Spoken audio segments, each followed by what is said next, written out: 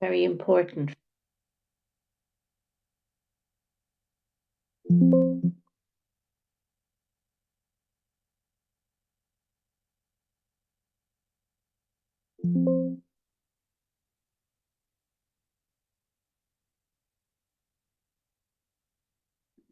Including special procedures refused or cancelled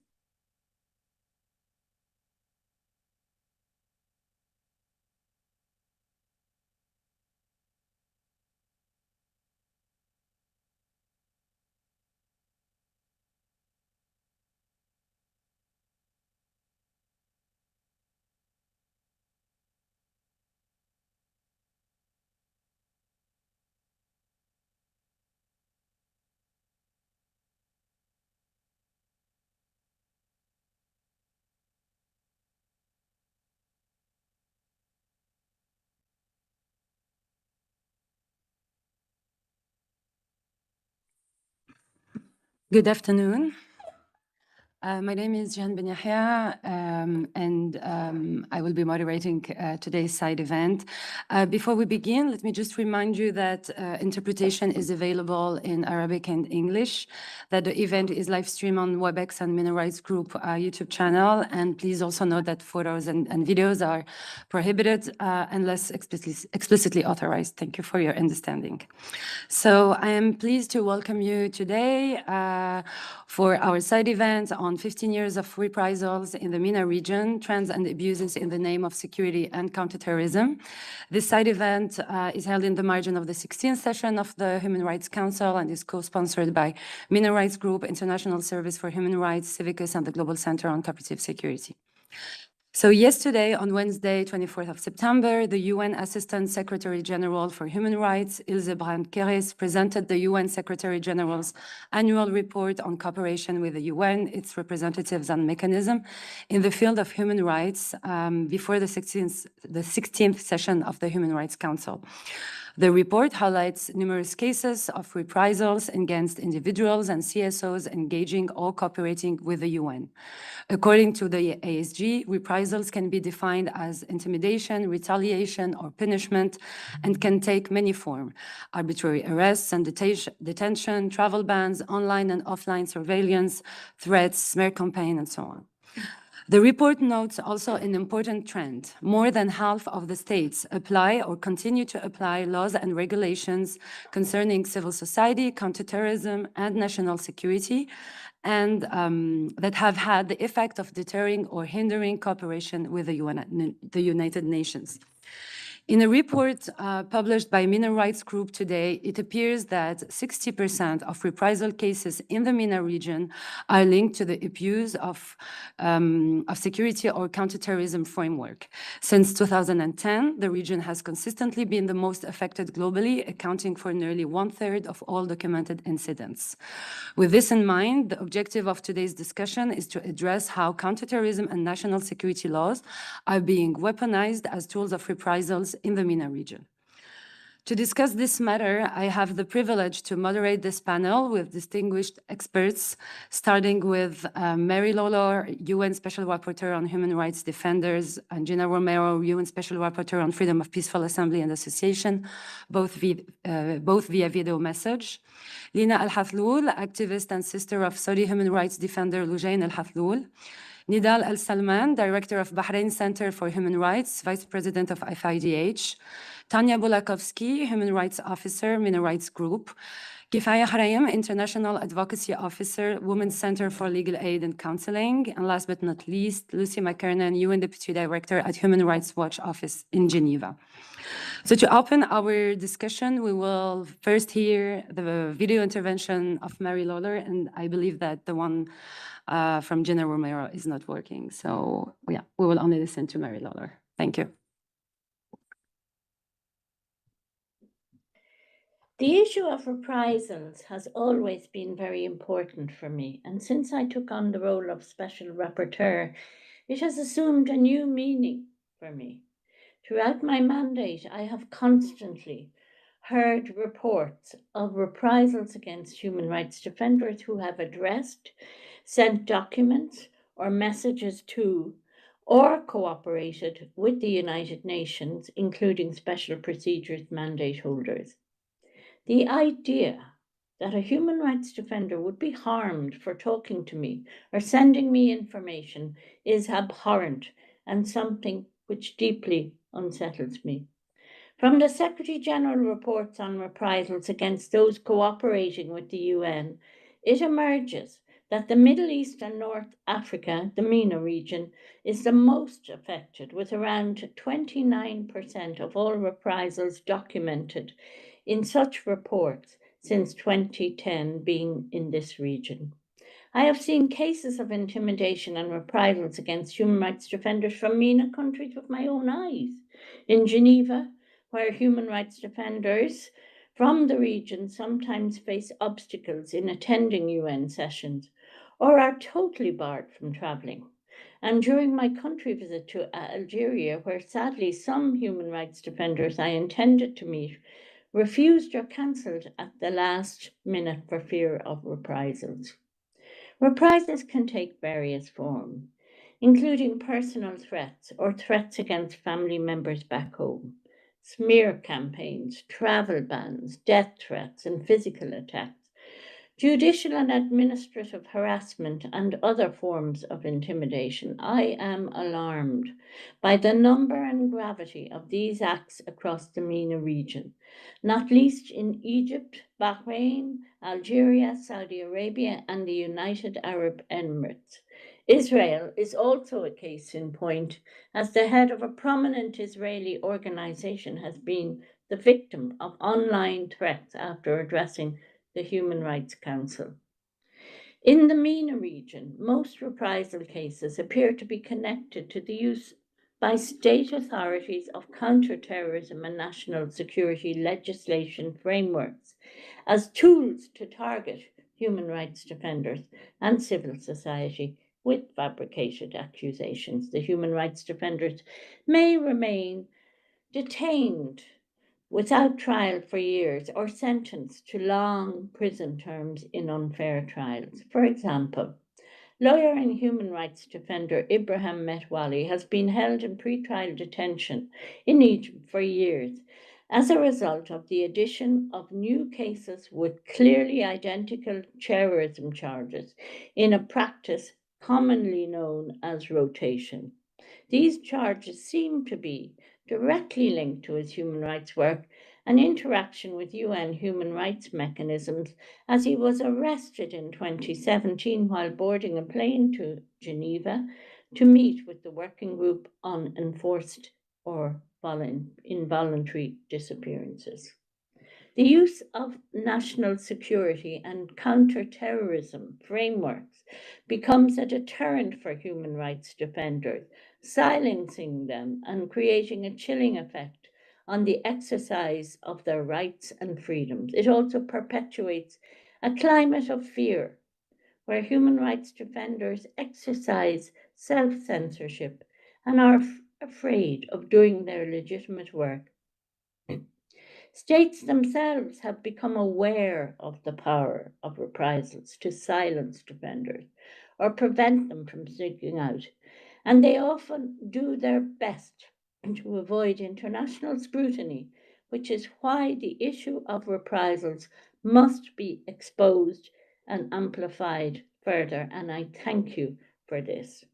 I urge states to uphold their responsibilities, refrain from committing such acts, and firmly and unequivocally condemn any forms of intimidation or reprisals. Thank you. Great. I would like now to turn to Tanya, who will present the findings of MENA Rights Group's new report, which analyzes all UN documented reprisal cases in the MENA region over the past 15 years and the link identified with the abuse of counterterrorism and security measures. Tanya, over to you. Thank you. Thank you very much. So yesterday, during the UN Human Rights Council in Geneva, the Assistant Secretary General for Human Rights presented the UN Secretary General's annual report on reprisals for cooperation with the UN. And ahead of the publication of this UN report in April of this year, we at MENA Rights Group submitted a shadow report to inform the 2025 UN reprisals report on the issue of reprisals in the Middle East and North Africa. Our report specifically analyzes the relationship between two key human rights issues we have observed in the region. One, the MENA region is the most affected by reprisals worldwide, with almost 300 cases, making up nearly 1/3 of all cases documented by the UN. And two, accusations of terrorism or accusations of threats to security are systematically abused by state authorities to target and silence human rights defenders, government critics, peaceful protesters, and NGOs. So with this in mind, our goal with this report was to understand how many acts of reprisals are committed in the name of security and counterterrorism. So to conduct our study, we analyzed all cases of state-led reprisals across the MENA region, which have been documented by the UN in the past 15 years, since the UN Secretary General began recording these incidents in 2010. We operated on a country-by-country basis, taking into account the 22 countries of the Arab League and Israel, given that all reprisals cases involving Israeli authorities concern individuals or organizations who are Palestinian, who are based in Palestine, or whose work is related to Palestine. And we assessed case by case whether the act of reprisal had a connection with security or counterterrorism. So we concluded that there was a connection, for example, in cases where the person was charged for terrorism offenses because they engaged with the UN. So regarding our findings, to give you a few figures, we found that 62%, or more than 6 in 10 cases of reprisals in the MENA region, are connected to counterterrorism or security measures. Egypt accounts for 30 reprisals cases linked to counterterrorism, which is the highest number in the region.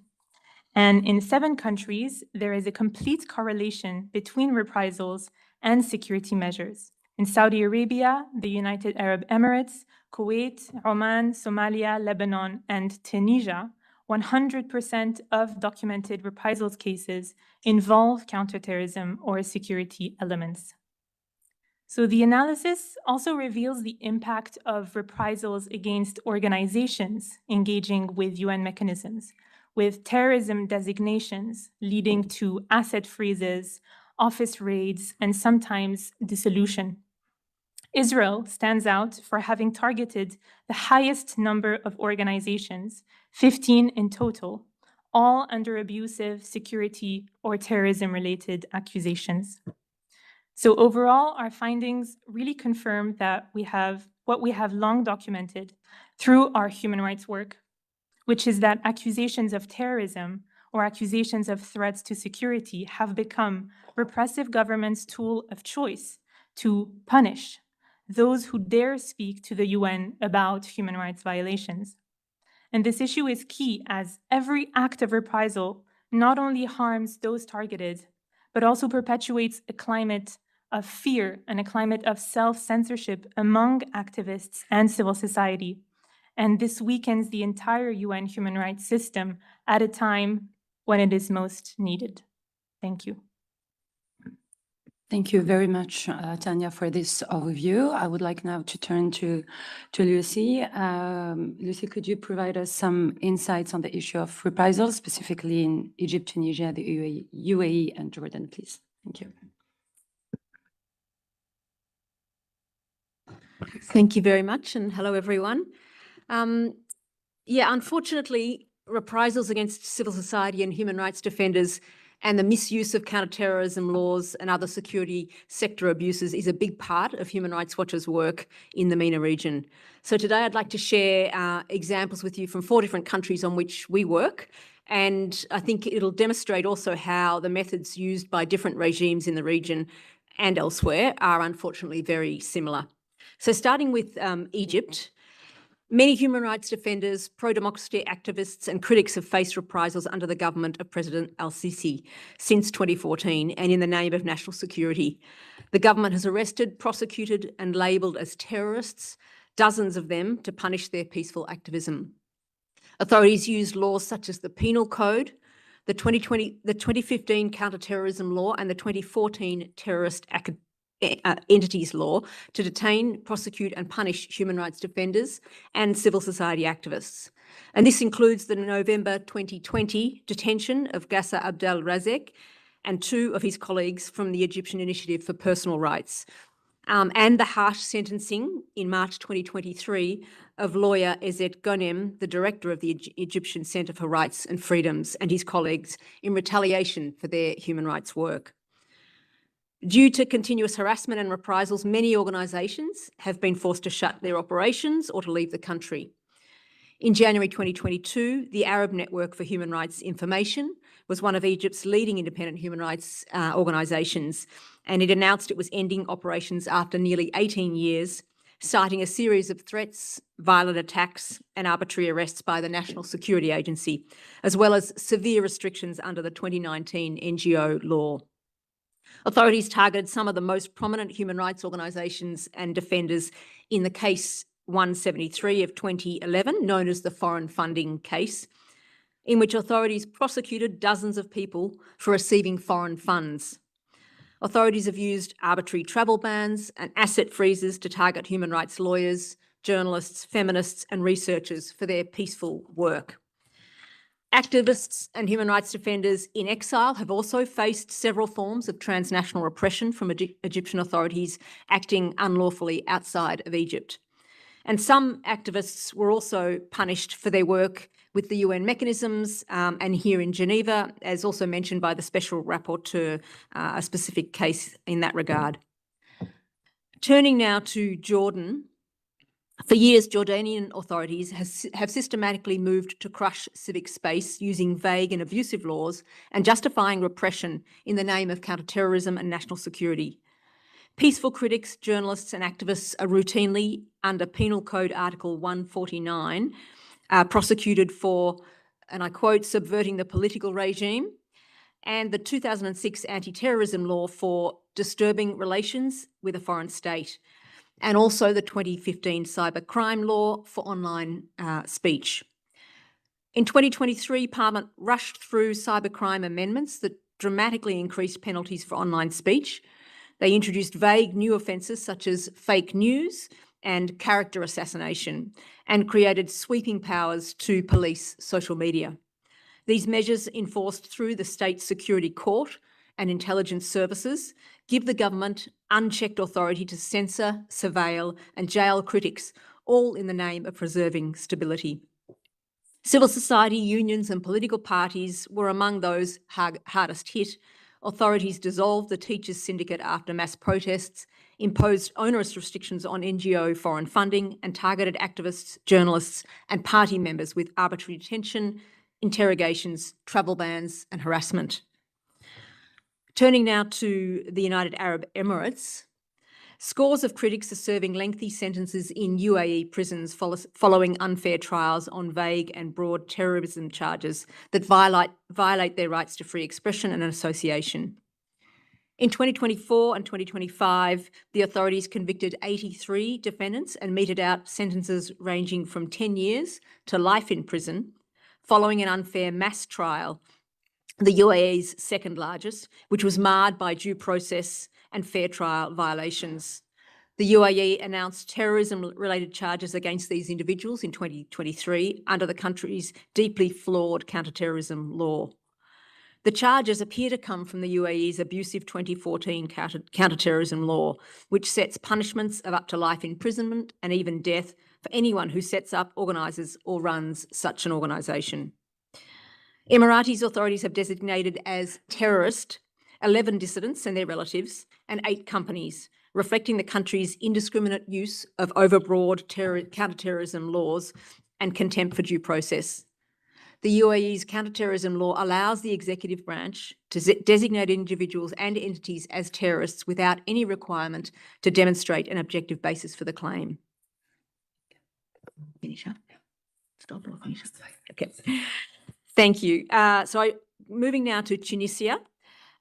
Since Kais Saied's power grab, Tunisian authorities have intensified their crackdown on dissent, relying increasingly on unfounded terrorism-related charges to stifle perceived critics for the exercise of their fundamental rights. In the past months, dozens of people, including prominent opposition figures, lawyers and activists, were sentenced in mass trials that lacked due process protections to long prison terms on vague charges, including of terrorism and conspiracy against state security. Tunisia's 2015 law on the fight against terrorism and the repression of money laundering provides for the death penalty for several offences and lacks the necessary safeguards against abuse. It allows the authorities to hold a suspect in custody for 15 days and denies them access to legal counsel for the first 48 hours. And the legislation also guarantees anonymity for witnesses and informants and permits the court to close hearings to the public. All of these provisions restricting the rights of the accused to an effective defence. I had more, but I will stop there because we have limited time, but I'm happy to answer questions later. Thank you. Thank you so much. Thank you, Lucy, for these thoughtful insights. I would like now to turn to you, Lina. Your sister, Lujain Al-Hathloul, has been mentioned several times in the various reprisal reports. Can you tell us about the reprisal that she faced throughout these years? Thank you. Thank you very much. I'm Lina Al-Hathloul, sister of Lujain Al-Hathloul, who's a prominent Saudi human rights defender. She was leading the Women to Drive campaign and also trying to abolish the male guardianship system in Saudi Arabia. My sister Lujain in 2018 was here in Geneva at the CEDAW committee. Basically, she was following the new Saudi Arabia's legislation and reforms and the narrative that the state was giving to the world. And she was basically tweeting about it and fact-checking what was being said.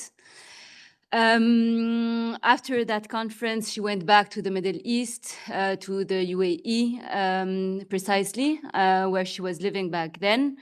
A couple of weeks later, she was kidnapped from the Emirates and brought back to Saudi Arabia against her will, where she was forcibly disappeared.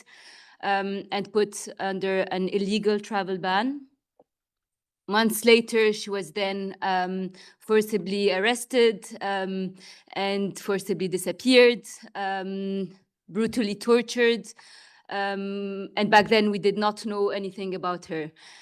Months later, we found out that what she was being accused of was basically her activism, and she was being tried in the Specialized Criminal Court, which is the court that deals with terrorism cases, and she was charged under the counter-terrorism laws as well. During that time also, they have all banned my family from traveling, so it was not only about Lujain, it was my whole family who was under a travel ban. And just to note that because it is a security issue, no, they have not been notified with this travel ban and only find out about it when they try to travel. Just to say, so I'll try to be brief. So what is important to know when someone is being charged in the counterterrorism court in Saudi Arabia, it means that they are being tried behind closed doors. They are not notified with the dates of the trial, or if they are, it's only just before the trial. The charge sheets are forbidden from being published or shared with anyone. And when they are accused of anything, so for example, my sister was accused of contacting Amnesty International and precisely one researcher, she is not allowed to ask for this researcher to come and testify in court to give her version of the story of why they were communicating. So it's basically, accusations that she can't even challenge. And this is why also, but I'll conclude with this, that it's very important for diplomats to try and attend these hearings. The second thing about the travel bans, I think we underestimate the hardships that come with travel bans. It's when my sister was released, everyone was very, very happy about her being released and that she was free. And I just disagree with the word free, because when you live in a country where you have been designated as a terrorist and that you cannot leave, you do not know why you cannot leave, and you know that you're constantly being monitored, it's really far from freedom. And when they add to that the fact that your family is also threatened with a travel ban, so just potential arrest anytime, it's yes, I think that it's as important as a prison case. So it took my sister 1,001 days to be released, and she was officially sentenced with a travel ban. And this official sentence, which was 3 years and some of a travel ban, should have been lifted on the 12th of November 2023. And after this date, she remains under a travel ban, but her criminal record is clean. My family's criminal record is clean. So there is no evidence of this travel ban anywhere. And this is where it becomes interesting to see that the state security of Saudi Arabia really they behave in a way that is unlawful, unconstitutional, whatever, and we cannot even challenge this. So my sister tried in December 2023 to challenge this travel ban, and she filed a judicial complaint to the Diwan al-Madhalim, which is an administrative court in the royal court, against the travel ban, against the state security. And the state security, then the judge basically said that they don't have any jurisdiction. And they just leave her with this message. So she cannot challenge this travel ban. She cannot, it's just so complicated, because then you don't have evidence of what you are being inflicted. So my sister remains under a travel ban, my family remains under a travel ban, and we don't see any end to it. And the only way we can really act upon it is for everyone to believe civil society when we speak, and to be allies and to stand in solidarity, and not to underestimate the impact of travel bans. And I'm happy to answer any questions, but I'll conclude at the end. Yeah, thank you. Thank you so much, Lina, for your testimony. Now I would like to turn to Nidal. So Nidal, you come from Bahrain, as you said earlier, and you have yourself faced reprisals in your country. So can you tell us more about the reprisals you faced, and also just more generally about the situation in Bahrain? Thank you. Hello, everybody. I'll speak with you today on behalf of Bahrain Center for Human Rights, as well on behalf of FIDH.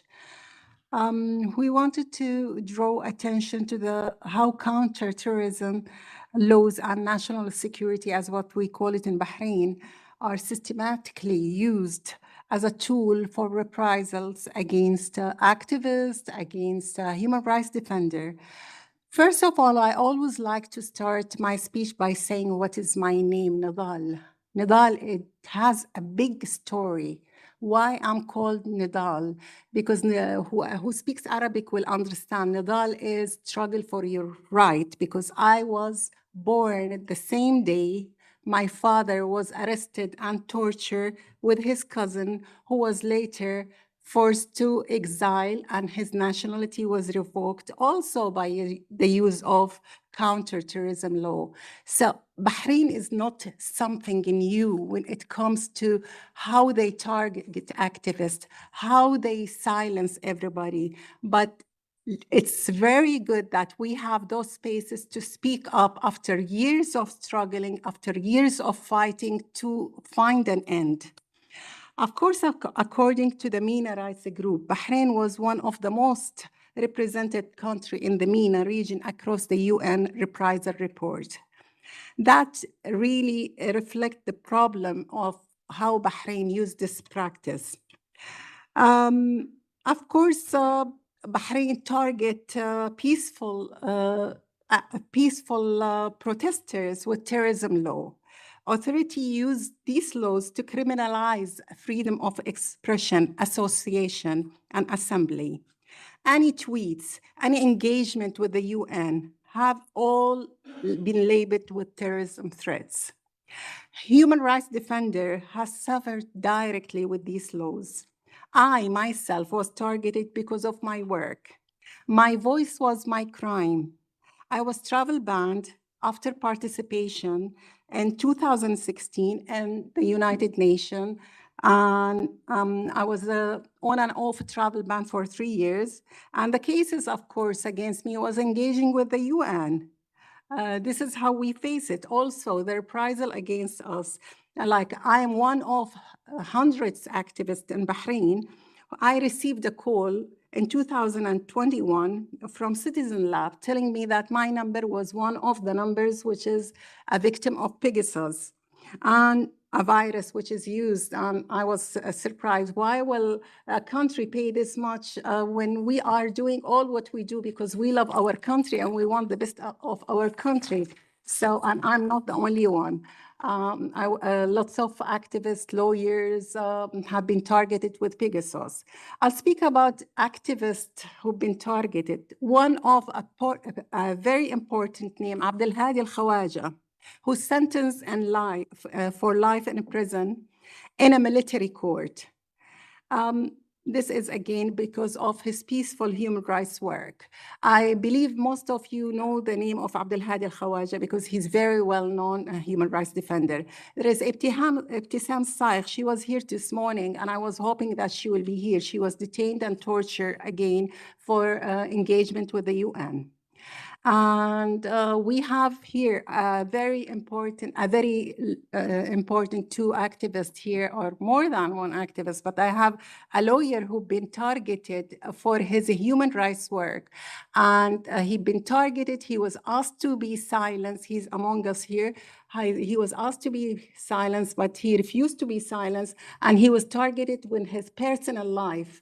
This is how the government used these laws, and this is how they target human rights defender. People who work just for the sake of their country. He was targeted. Mohammed Al-Tajir, a very important, a very respected lawyer in Bahrain. He is among us here, and I hope we'll have a time to hear his testimony. Of course, not only individuals, face intimidation, even children in Bahrain. Children have been targeted and they are behind bars. In 2000, only this year, 35 children has been jailed since January till June, just for protesting and by the use of national security. This climate, like all civic space has been closed, everybody has been silenced, everybody is afraid to speak because Bahrain reprisal are normalized. They believe that they can do anything and nothing can stop them. And what we want from this platform, this is very important for us because we've been silent and forgotten. Bahrain is a forgotten country. What we need from this platform, we need the member states to press on Bahrain to amend counter-terrorism law aligned with international standards. We need the UN bodies to continue documenting reprisal and to ensure accountability when defenders are punished just for cooperating with the UN. We need to be recognized because for our peaceful human rights work, we are human rights defender. We are not terrorism. We do this because we love our country. And the reality, what we face in Bahrain, it's very harsh. Like, we are forgotten. We rarely read about Bahrain. We rarely read the news about Bahrain, like if we don't exist. And when you even speak to organization, we are not the priority because lots of other countries have bigger issue, but we are suffocated. We need support. We need to be heard. We need something to happen because we can't. I was born in the year my father was struggling for, and I don't want to finish my life without seeing some change. Thank you very much. Thank you so much, Nidal, for sharing your story. Thank you. Now, last but not least, I would like to turn to you, Kifaya. So just quickly mentioning that according to MENA Rights Group report, Israel is the country with the highest number of CSOs targeted by reprisals in the region, and all cases are linked to counterterrorism and security laws. So with this in mind, could you please reflect on the climate of reprisals facing Palestinian CSOs, including the abuse of counterterrorism and security laws by Israeli authorities? Thank you so much. Thank you all. I just wanted to say that it's really interesting that you were targeted by an Israeli spyware Pegasus. And this is one of the things that I wanted to reflect on as well, is one of the methods that they use to have retaliate against human rights defenders in Palestine. When I read the concept of this side event, and I wanted to see how can I reflect about all the things and all the reprisals and retaliations that are being carried against human rights defenders and organizations. And I could only think of that on the 6th of February 2025, when the US president decided to sanction the ICC for doing its work to issue arrest warrants against war criminals, Netanyahu and Gallant, and then later on with the sanctioning of the Special Rapporteur on the situation of human rights in the occupied Palestinian territory, Francesca Albanese, for doing her job of reporting on the situation of human rights in the OPT. Following that, we had the sanctioning of 3 Palestinian human rights organizations, Al-Haq, the Palestinian Center for Human Rights, and Al-Mizan, for simply doing their work of reporting on the human rights situations and the war crimes and conveying that to the ICC. These organizations will soon no longer be able to conduct their work for being sanctioned by the US and having all of their monetary and funds and the bank accounts suspended. And if this is what is being done in public, you can only imagine what happens behind closed doors, aka in the occupied Palestinian territories and in Gaza as well. And for that, I was thinking how to try to convey the situation, because the anti-terrorism and counter-terrorism law applies to completely different population that is for the rest of us. In Gaza, the reprisals and retaliations against human rights defenders is when their bodies and their families of the journalists, human rights defenders, NGOs, and aid workers, their bodies and their families are fair game to be assassinated and maimed.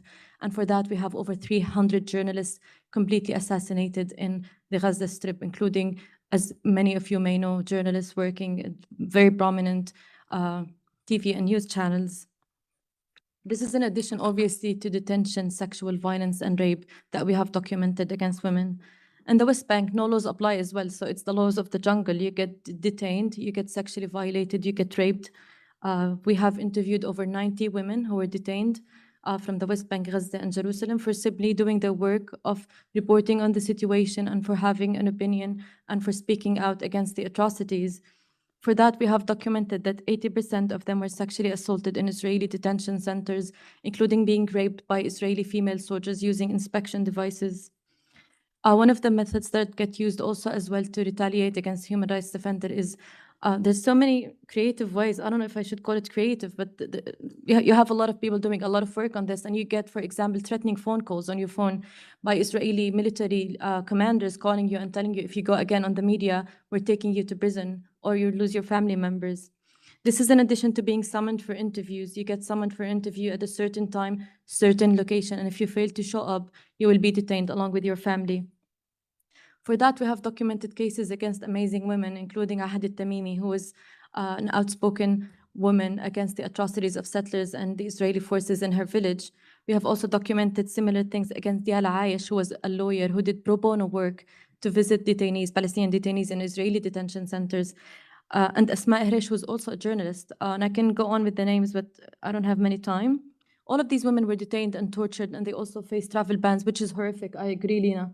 It's not talked about enough how suffocating it is to have travel ban. For that reason, even me and Randa we're not sure if we go back because of the closed bridge. In Jerusalem, it's completely different than the West Bank and Gaza. So if you're a Jerusalemite, you have to face so many different retaliatory acts. So you might get your citizenship revoked, you might be denied family unification, and you might also face travel bans, not being able to travel outside of the territories as well. Spyware that is being used and developed in Israel also is being used against the human rights defenders, and I wouldn't be surprised if other oppressive governments have used that as a method to retaliate against people.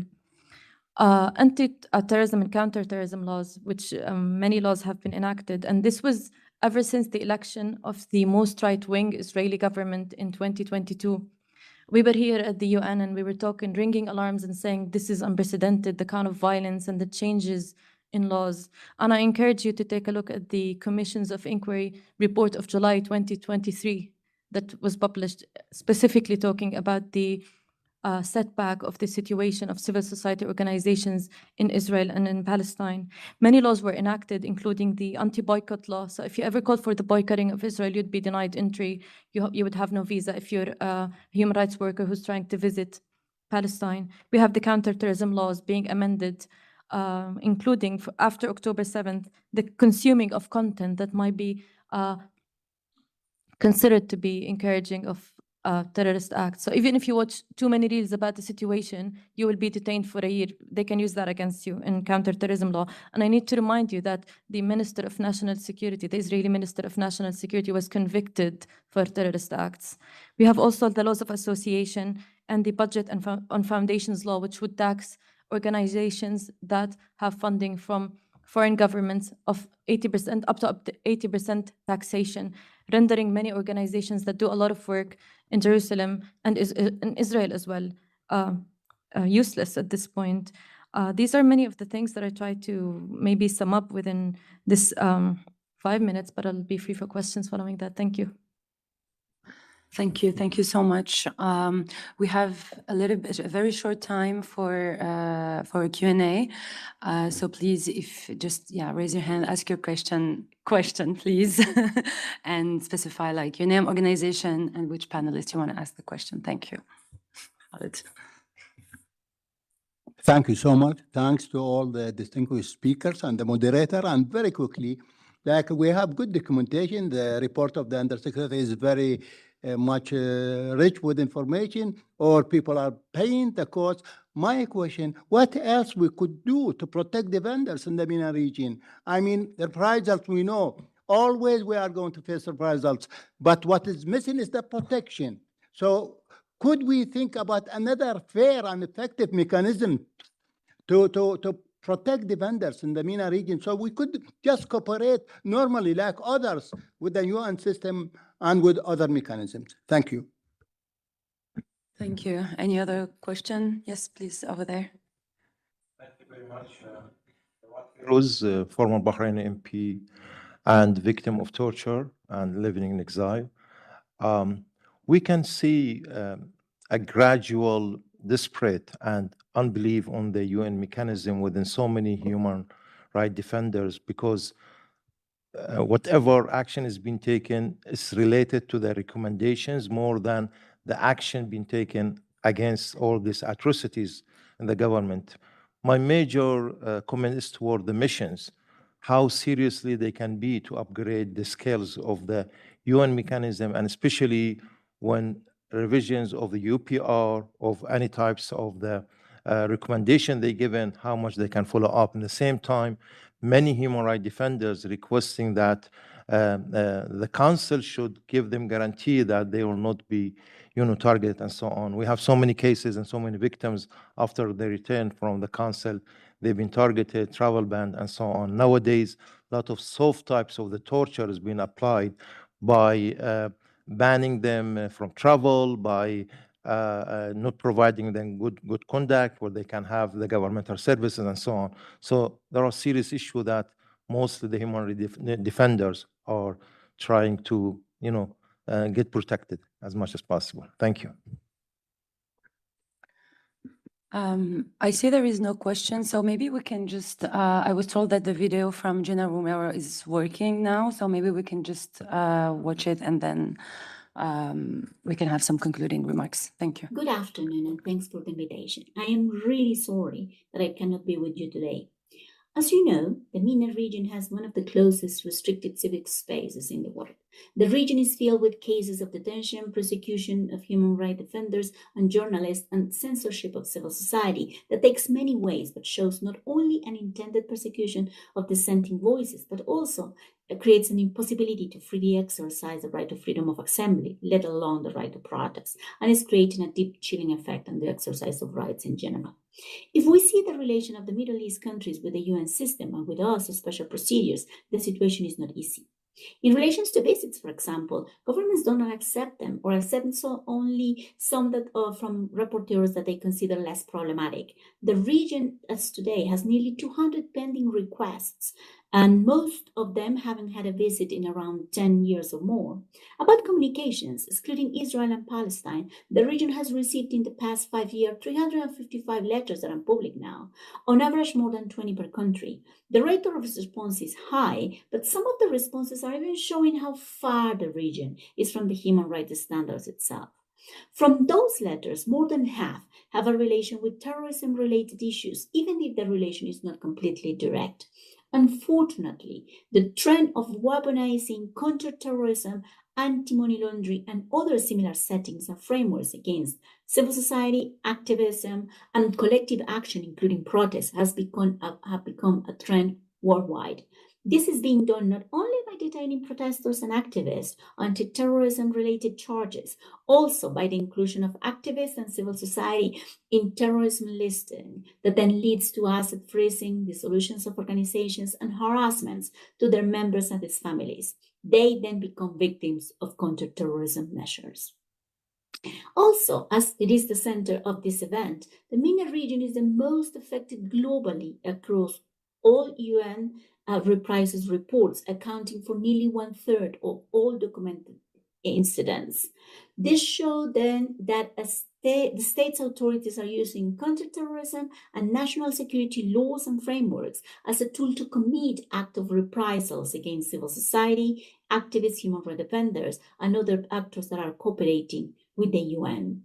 The MENA rights group's analysis indicates that of the last 15 reprisals report, over 60% of cases in the MENA region were connected to the abuse of security or counterterrorism frameworks. All these actions are creating a deep impact in societies. Freedom of assembly and of association are enabling rights. They are at the center of the defense of rights, and therefore, when assembly and association are at risk, all risks are harmed. Besides, this creates a climate of fear that silences organizations and activists and also society itself. The UN and government needs to take more concrete measures to ensure that the violations of human rights, especially rights of freedom of expression, assembly, and of association in the MENA region, has a real cost in the participation of MENA countries in the international arena. Now that the UN Global Counter-Terrorism Strategy is being reviewed, they need to ensure not only that the counter-terrorism agenda is not weaponized against dissent, but also they need to guarantee reparations, justice, and no repetition for the counter-terrorism victims. We need to fight against counter-terrorism, but without harming risks and freedoms. Thank you. Great. Well, we have 10 minutes now to go through some recommendation and conclusive remarks. So I will ask the panelists to start like this in the same order than earlier. So maybe we can just move with you, Tanya. Thank you. To conclude, I think that we at MENA Rights Group, we really urge states to immediately cease all acts of reprisals and intimidation against those cooperating with the UN, as independent voices are vital to the functioning and the relevance of the entire international human rights system. And importantly, we want to urge states to cease abusing counterterrorism and security frameworks as a tool of repression. And as we heard, particularly from the testimonies of Kifaya, Lina, and Nidal, we see that the fight against terrorism continues to be weaponized to commit rights abuses, including arbitrary detention, torture, unfair trials, executions, and now the genocide of the Palestinian people in Gaza. So it's imperative for the UN system and the international community to critically reassess whether the global fight against terrorism, as it's been shaped since 9/11, has delivered on its promise, or whether it has instead legitimized repression and caused irreparable harm. And it's more than time to reconsider not just how counterterrorism is implemented, but whether it can continue to exist in its current form at all. Thank you.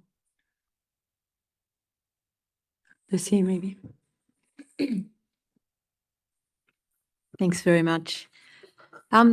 As some colleagues have already said, we have good documentation of what's happening, and we have good mechanisms to respond to what's going on. But what we don't have and what we need more of is states to be standing up and speaking up and creating a political cost for the abuse of human rights.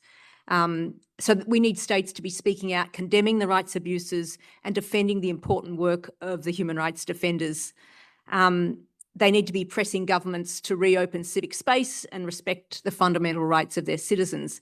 And I think this call is particularly important right now when we're seeing an erosion in international law and erosion of the human rights framework. States who believe in the rule of law and who believe in the importance of the ICC and the human rights mechanisms need to be speaking up to defend them and to defend the people behind them now. And, our colleague mentioned the attack on the Special Rapporteur for the OPT. We heard some pushback against that, but not enough. Not nearly enough states spoke up to defend that Special Rapporteur and to condemn the attack against her. We also call on states in bilateral agreements and in public statements to mention individual cases because we know that this can make a difference, and there's many cases to demonstrate the difference that this can make, including differences, for instance, to the conditions that people are facing in detention, and there's evidence of that. Also wanted to mention that states should not be allowing repressive states to whitewash their rights abuses and launder their images through big international sporting and cultural events. States should not be taking part in those events. And it's concerning to hear also of some proposals in the context of the UN liquidity crisis for some UN agencies to be moving to repressive states, including in the region, which would endanger civil society engagement in those spaces. And we saw a little bit of this in the climate COP27 in Egypt back in 2022, where there were some civil society actors who were subjected to surveillance and harassment. And finally, just to mention the role of the UN human rights bodies. We heard from the special rapporteurs, and I think they play a really vital role because they are independent experts. So we thank them for their work, and again, call on you as states to be supporting that work and defending them in public statements. Thank you. Thank you so much, Lucy. So we have less than 4 minutes to wrap up. So maybe Lina, Nidal, and Kifaya. Yeah. 1 minute. Okay. Yeah. Thank you. Well, maybe I'll start by saying that it depends on the context, and I'll only be speaking about Saudi Arabia here to respond to your question, Ustad Khalid. For Saudi Arabia, I think that there are a couple of things. The first thing is inside Saudi Arabia. Again, I've said it, but it's very important for states to monitor, to try and monitor trials. Of course, they have been refused for a very long time now. Most recently, they've started to let some states monitor the hearings, but I see the Netherlands and Belgium are here, so they have tried a couple of times and with consistency to attend my sister's trial. So thank you for that. And it has led to changes, especially regarding my sister's charge with being in contact with a diplomat from the Netherlands. The second thing is, I think that, and Lucy, you've mentioned it a bit, we should not compartmentalize human rights. I think that the Geneva bubble is very important, but that the message has to be sent to capitals for other delegations going to these states. And I think about economic delegations going to Saudi Arabia, for example, they should be briefed on what is happening, and the human rights issues should not stay in this human rights bubble. Everyone should be aware and condition their engagement with such states and mention specifically human rights defenders. Last thing, sorry, just to mention, just to be very clear with what is happening with Saudi Arabia, we have seen a big wave of releases in recent months of people who have been sentenced under counter-terrorism charges. which is a very welcome change, or yeah, I don't know how to call it, and that they are being, it's a new trend that we've been noticing, that they are being retried at the normal criminal court. And if this is really a structural change, then I really encourage the Saudi state to go ahead and completely clear these cases, because it has been a negative. It has had a negative stance on its reputation, and I do hope that travel bans will also be part of this clearance, and that human rights defenders won't be prosecuted under terrorism charges anymore. Thank you.